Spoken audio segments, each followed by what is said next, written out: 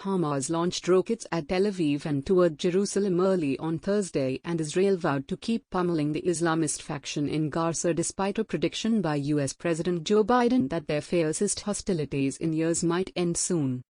There was no immediate word of casualties from the pre-dawn salvo, which set off sirens as far as northern Nahal al, 100 kilometers, 62 miles, from Gaza, sending thousands of Israelis to shelters.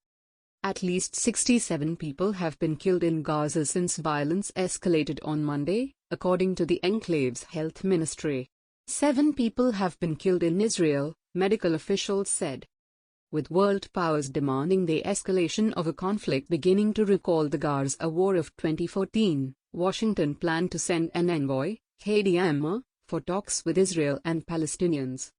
"My expectation and hope is this will be closing down sooner than later, but Israel has a right to defend itself," Biden said on Wednesday after speaking to Netanyahu. Biden did not explain the reasons behind his optimism. Netanyahu's office said he told the U.S. president that Israel would continue acting to strike at the military capabilities of Hamas and the other terrorist groups active in the Gaza Strip. On Wednesday, Israeli forces killed a senior Hamas commander and bombed several buildings, including high-rises and a bank, which Israel said was linked to the faction's activities. Hamas signaled defiance, with its leader, Ismail Haniyeh, saying, "The confrontation with the enemy is open-ended." Israel launched its offensive after Hamas fired rockets at Jerusalem and Tel Aviv in retaliation for Israeli police clashes with Palestinians near Al-Aqsa Mosque in East Jerusalem during the fasting month of Ramadan. These escalated ahead of a court hearing, now postponed, that could lead to the eviction of Palestinian families from East Jerusalem homes claimed by Jewish settlers. For Israel, the targeting of the two major cities posed a new challenge in the confrontation with Hamas, regarded as a terrorist group by Israel and the United States. A Palestinian source said truce efforts by Egypt, Qatar and the United Nations had made no progress to end the violence.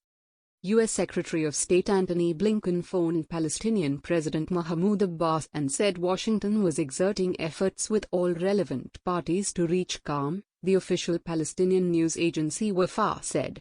Abbas is a Hamas rival whose authority is limited to the Israeli-occupied West Bank. Strife within Israel. The fighting has touched off strife within Israel, where some in the Arab minority mounted violent pro-Palestinian protests. Media reported spreading street attacks by Jews on Arab passers-by in ethnically mixed areas on Wednesday. In Gaza, 2 multi-story residential buildings and a tower housing media outlets, including one linked to Hamas, collapsed after Israel urged occupants to evacuate in advance of its airstrikes, and another structure was heavily damaged. "Israel has gone crazy," said a man on a Gaza street, where people ran out of their homes as explosions rocked buildings. Many in Israel also holed up in shelters as waves of rockets hit its heartland, some blown out of the sky by Iron Dome interceptors. "All of Israel is under attack. It's a very scary situation to be in," said Margo Aronovic, a 26-year-old student, in Tel Aviv. The fatalities in Israel include a soldier killed while patrolling the Gaza border and 5-6 civilians, including 2 children and an Indian worker, medical authorities said. U.S. energy corporation Chevron said it had shut down the Tamar natural gas platform off the Israeli coast as a precaution. Israel said its energy needs would continue to be met. At least 2 U.S. airlines cancelled flights from the United States to Tel Aviv on Wednesday and Thursday. Israel, whose Ben Gurion Airport briefly suspended operations on Monday after a rocket barrage on Tel Aviv, said national airline El Al stood ready to provide supplemental flights.